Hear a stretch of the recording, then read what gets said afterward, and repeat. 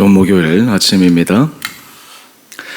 찬송가 383장 찬양하겠습니다. 눈을 들어 산을 보니 도움 어디서나 천지 지은 주 하나님 나를 도와주시네. 나의 발이 실족 않게 주가 깨워지키며 택한 백성 항상 지켜 길이 보호하시네. 도우시는 하나님이 내게 그늘 되시니 낮의 해와 밤의 달이 너를 삼지 않겠네.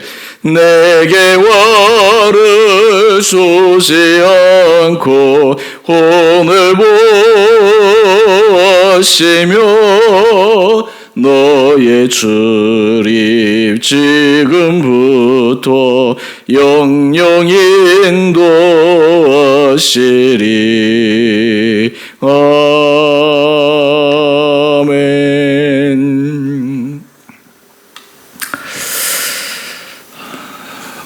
오늘 말씀은 열왕기하 4장 18절에서 37절까지입니다.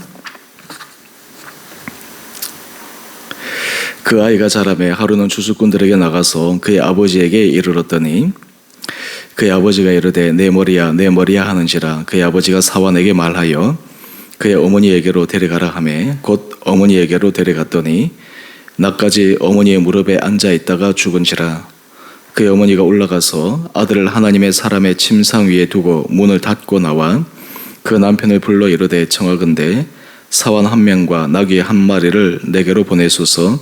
내가 하나님의 사람에게 달려갔다가 돌아오리이다 하니 그 남편이 이르되 초하루도 아니요 안식일도 아니거늘 그대가 오늘 어찌하여 그에게 나아가고자 하느냐 하는지라. 여인이 이르되 평안을 비나이다 하니라. 이에 나귀의 안장을 지우고 자기 사환에게 이르되 몰고 가라. 내가 말하지 아니하거든 나를 위하여 달려가기를 멈추지 말라 하고 드디어 갈멜산으로 가서 하나님의 사람에게 나아가니라. 하나님의 사람이 멀리서 그를 보고 자기 사환 게하시에게 이르되 저기 수넴 여인이 있도다. 너는 달려가서 그를 맞아 이르기를 너는 평안하냐 내 남편이 평안하냐 아이가 평안하냐 하라 하였더니 여인이 대답하되 평안하다 하고 산에 이르러 하나님의 사람에게 나가서 그 발을 아는지라. 게하시가 가까이 와서 그를 물리치고자 하매 하나님의 사람이 이르되 가만두라. 그의 영혼이 괴로워하지만은 여호와께서 내게 숨기시고 이르지 아니하셨도다 하니라. 여인이 이르되 내가 내줄게 아들을 구하더이까 나를 속이지 말라고 내가 말하지 아니하더이까 하니 엘리사가 게하시에게 이르되 내 허리를 묶고 내 지팡이를 손에 들고 가라. 사람을 만나거든 인사하지 말며 사람이 내게 인사할지라도 대답하지 말고 내 지팡이를 그 아이 얼굴에 놓으라 하는지라. 아이의 어머니가 이르되 여호와께서 살아계심과 당신의 영혼이 살아계심을 두고 맹세하노니 내가 당신을 떠나지 아니하리이다. 엘리사가 이에 일어나 여인을 따라가니라. 게하시가 그들보다 앞서가서 지팡이를 그 아이의 얼굴에 놓았으나 소리도 없고 듣지도 아니하는지라. 돌아와서 엘리사를 맞아 그에게 말하여 아이가 깨지 아니하였나이다 하니라. 엘리사가 집에 들어가 보니 아이가 죽었는데 자기의 침상에 눕혔는지라. 들어가서는 문을 닫으니 두 사람뿐이라. 엘리사가 여호와께 기도하고 아이 위에 올라 엎드려 자기 입을 그의 입에 자기 눈을 그의 눈에 자기 손을 그의 손에 대고 그의 몸에 엎드리니 아이의 살이 차차 따뜻하더라. 엘리사가 내려서 집 안에서 한번 이리저리 다니고 다시 아이 위에 올라 엎드리니 아이가 7번 재채기를 하고 눈을 뜨는지라. 엘리사가 게하시를 불러 저 수넴 여인을 불러오라 하니 곧 부름에 여인이 들어가니 엘리사가 이르되 내 아들을 데리고 가라 하니라. 여인이 들어가서 엘리사의 발 앞에서 땅에 엎드려 절하고 아들을 안고 나가니라. 아멘. 좋은 수요일 아침입니다. 하나님께서 이 하루도 우리 성도님들에게 새로운 힘으로 이 하루를 믿음으로 승리하는 복된 하루 되시기를 원합니다.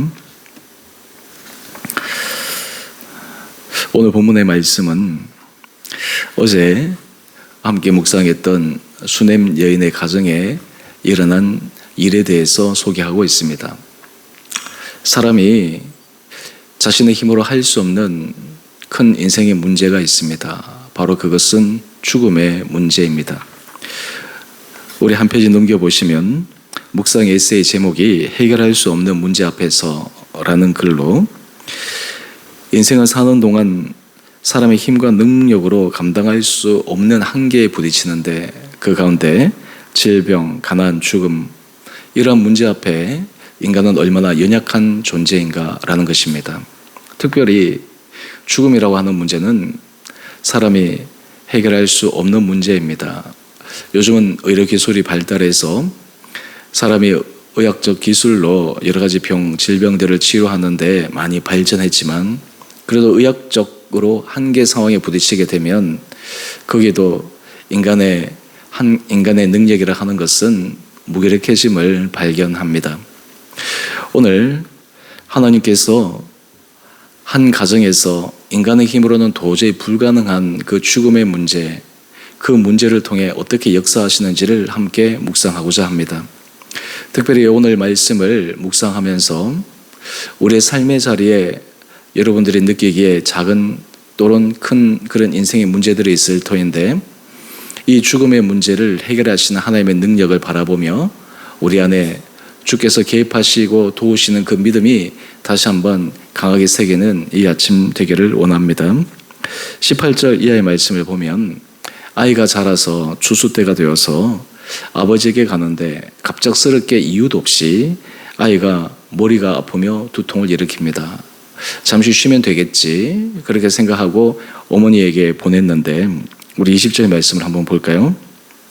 어머니에게 가서 무릎에 앉아 있다가 죽었습니다. 여러분, 이 아이는 어떻게 이 가정에 하나님께서 주신 아이입니까? 도저히 잉태할 수 없는 그런 상황 속에서 엘리사를 통해서 하나님께서 이 가정에 주신 특별한 선물입니다. 하나님의 축복의 약속입니다. 그런데 이 아이가 죽었습니다. 여러분, 우리가 삶의 자리에서 하나님께서 주신 놀라운 축복의 약속, 그것이 어느 한순간에 사라져 버리는 것 같은 위기 상황에 직면할 때가 있습니다. 아브라함도 그러한 자신이 축복으로 받은 이삭을 하나님께 드리라고 하는 시험 테스트를 믿음으로 잘 통과했던 것을 압니다.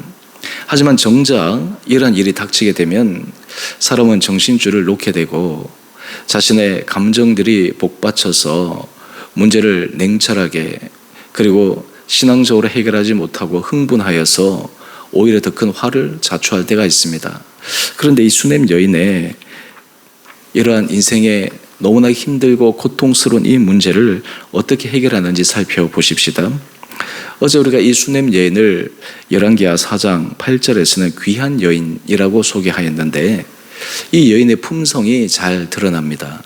만약 여러분이 이 수넴 여인이라면 이런 상황에서 어떻게 대처했겠습니까?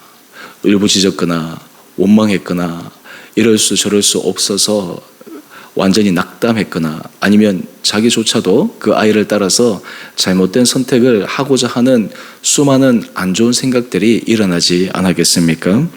그런데 이 수넴 여인의 모습을 보면 너무너무 침착합니다.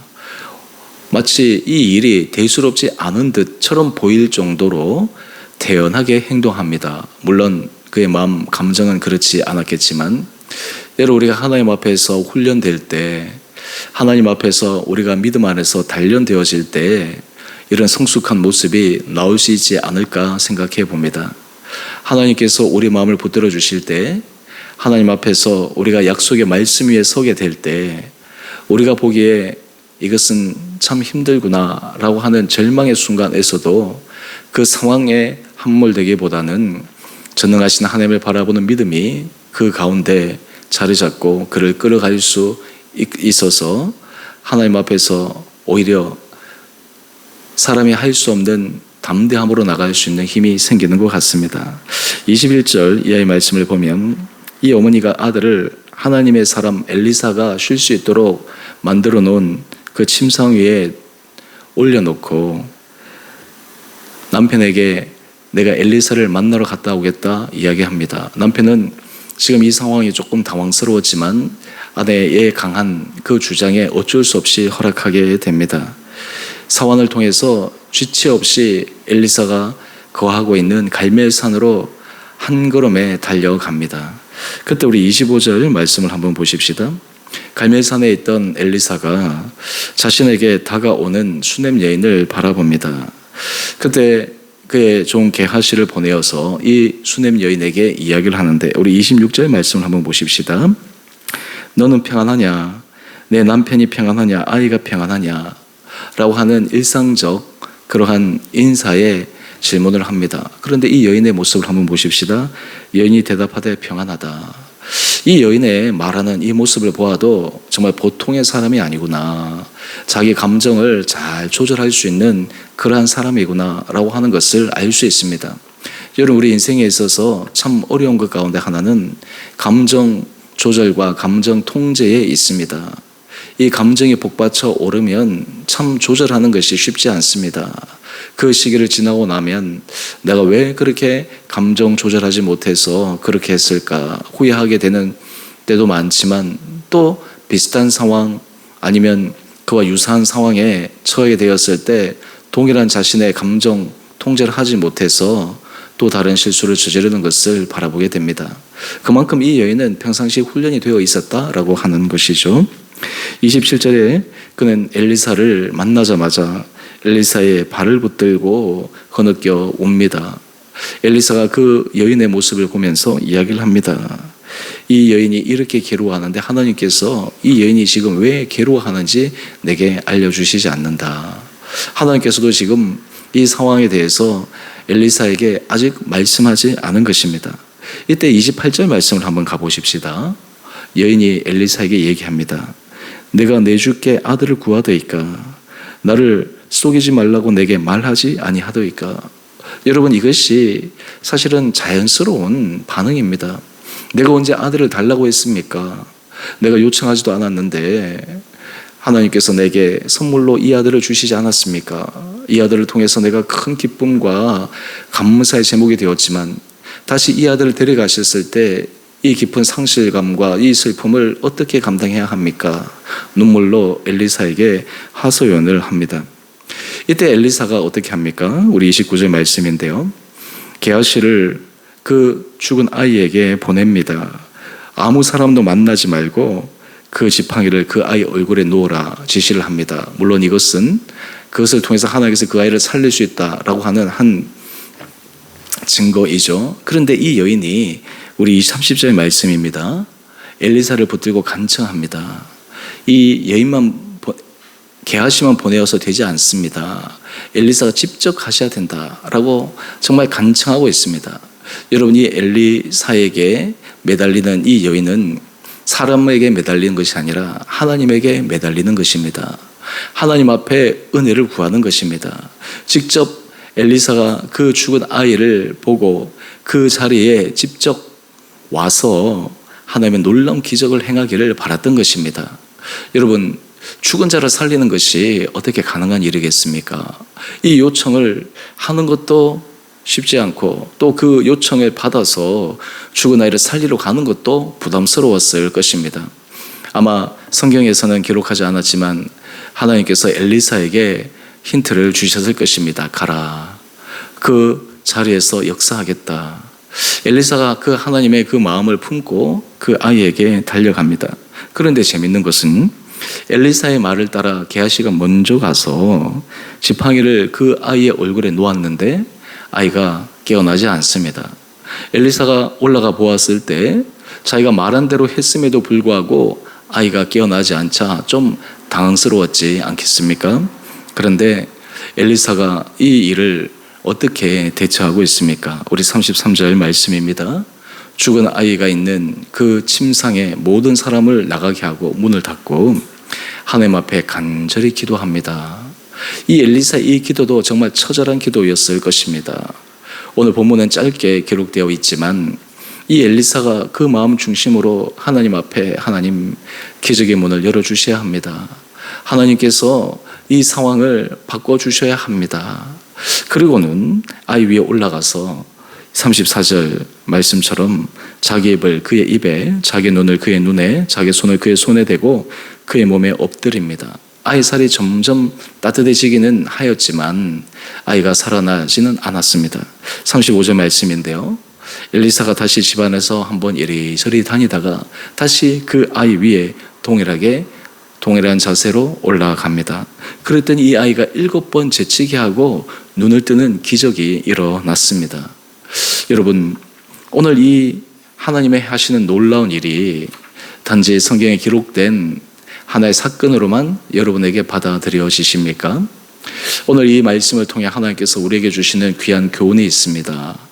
오늘 믿음의 사람을 통해 하나님의 하시는 놀라운 일들은 사람이 특별히 불가능하다 생각하는 그 한계 속에서도 하나님의 역사하심을 바라보고 호랑이 굴에 들어가도 하나님 앞에서 정신을 바짝 차리고 하나님 앞에 새로운 믿음의 은혜를 구할 때 정말 상상할 수 없는 기적의 역사를 맛볼 수 있다라고 하는 것입니다.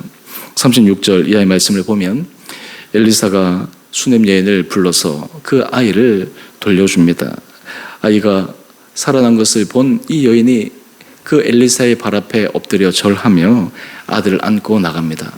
오늘 이 아침 하나님 앞에서 우리가 간절히 구해야 될 기도가 무엇입니까? 하나님 앞에서 간절하게 매달려야 될 우리의 삶의 중요한 부분은 무엇입니까? 중요한 것은 그 행위 자체를 할 수 있는 것은 하나님에 대한 믿음, 하나님의 역사에 대한 우리의 신뢰가 있을 때 가능한 것입니다. 오늘 마지막 큐티의 제목만 한번 보십시다. 죽음을 생명으로 바꾸신 하나님의 권능. 오늘 이 아침 수넴 여인의 그 죽은 아들을 살리신 하나님의 놀라운 권능을 묵상하며 우리의 삶의 자리에 다시 한번 힘을 얻는 축복된 하루 될 수 있게 되기를 주님의 이름으로 축원합니다. 함께 기도하겠습니다. 사랑해 주님, 참으로 감사합니다. 사람으로는 불가능해 보인 죽은 아이를 살리시는 하나님의 놀라운 권능을 묵상합니다. 이 말씀을 묵상할 때 우리의 삶에 여러 가지 삶의 문제들을 통해 우리 마음이 힘들고 괴롭고 답답하지만 그럼에도 더욱 하나님의 은혜 자리에 나가 하나님 앞에 간절히 구할 때 하나님께서 하라고 하시는 그 일을 따라 우리가 순종함으로 주님께서 예비하신 놀라운 기적을 맛보는 우리 온 사랑하는 성도들 되게 하여 주옵소서.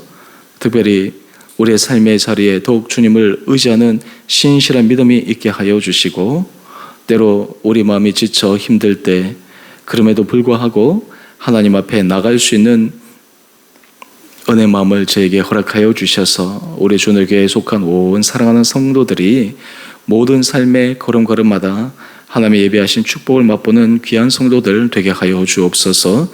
모든 날씨 우리 사랑하는 성도들 지켜주시고 영육간에 강건케 하여 주시며 특별히 우리 교회가 하나님 앞에서 기뻐 받으시는 거룩한 교회 되게 하여 주시며 또한 이 교회 공동체의 귀한 한 분 한 분들이 하나님 앞에 주신 감동과 하나님 앞에 주신 헌신의 결단으로 각자에게 주어진 역할들을 잘 감당함으로 이 공동체가 더욱더 아름답게 세워지는 축복의 교회 공동체 되게 하여 주시기를 우리 사랑하신 예수님 이름으로 감사 기도 드리옵나이다.